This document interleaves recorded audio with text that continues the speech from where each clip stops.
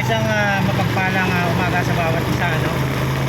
So, mapapalad tayo dahil tayo ay may panibagong buhay, kalakasan at bagong hininga, no? Na pinagkaloob sa atin ng Panginoon Diyos natin, ano, na si Cristo Jesus, ano? So, ngunit ang iba ay hindi na pinagpala, binawi ng buhay, ano? So, nais ko lamang magbahagi ng kaunting salita ng Diyos, no?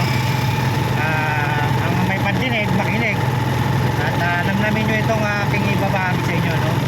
Sabi doon sa Santiago 4:14, ano ang iyong buhay bukas makalawa, hindi mo nga nalalaman, ano? Natapat tayo isang singaw lamang ng isang usok na inalintulad ng ating Panginoon Diyos. Dilitaw at pagdaka ay mawawala, parang usok ng sinahing, ano? So ganun tayo inalintulad, ano? Ngunit ang bawat isa sa atin ay itinakdang mamatay ng minsan. Sabi sa Hebrews 9:27 na ang lahat ng tao ay mamatay, walang sino man ang makalulusot sa kamatayan, ano? Ngunit pagkatapos nito ay ang paghukom, ano? Sabi sa Hebrews 9:27, tayo ay mamamatay, walang sino man ang makalulusot.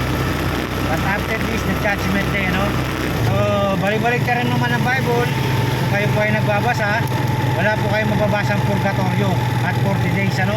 Ang 40 days na mababasa nyo lamang po doon ay ang Panginoong Jesucristo na naglakad ng 40 days, ano? So sabi nga doon sa Revelation 20:15, namas ang iyong pangalan ay hindi na itala sa aklat ng buhay. Matik po yan, kayo po ay ibubulid sa dagat-dagatang ako yung naglalawang asopre, no? Na kung wala kayong Panginoon Diyos na pinaniniwalaan at sinasamba, hindi nyo po pinaniniwalaan ang ating Panginoong Jesucristo, no? Na siyang pumubos ng ating mga kasalanan, ano? Ipinakot sa krus, namatay inilibing, umuhos ang kanyang banal na dugo 2,000 years ago upang ipagpubos sa ating mga kasalanan. So sabi nga sa Romans 3:10, walang matuwid, wala kahit isa.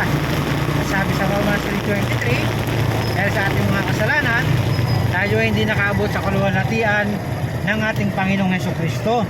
Ngunit sabi doon sa Romans 6:23, na ang kabayaran ng ating mga kasalanan ay kamatayan.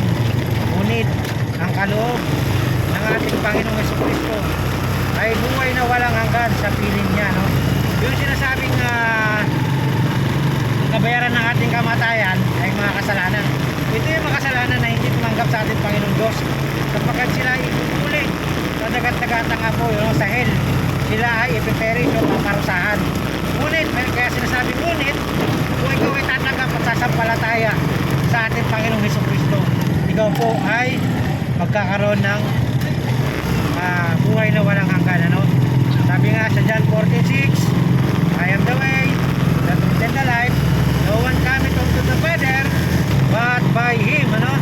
At sabi naman sa John 3:16, for God so loved the world, He gave us the only begotten Son, that whosoever believeth in Him should not perish in hell, kaya tinatawag na hell, impyerno, but have everlasting life, ano?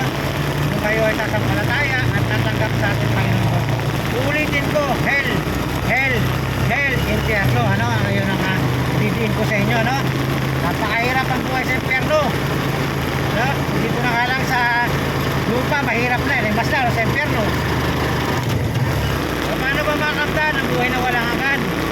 Sabi yan sa Ephesians 2:8-9, ito ay pinagkakalob sa atin ng ating Panginoong Diyos, ang kaligtasan, ano?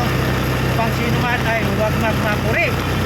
Ito ay hindi ka maliligtas ng anumang relihiyon mo na kinaaniban mo, o hindi ka rin maliligtas ng iyong sarili, ano? Kung hindi, sa pamamagitan lamang ng ating Panginoong Jesus.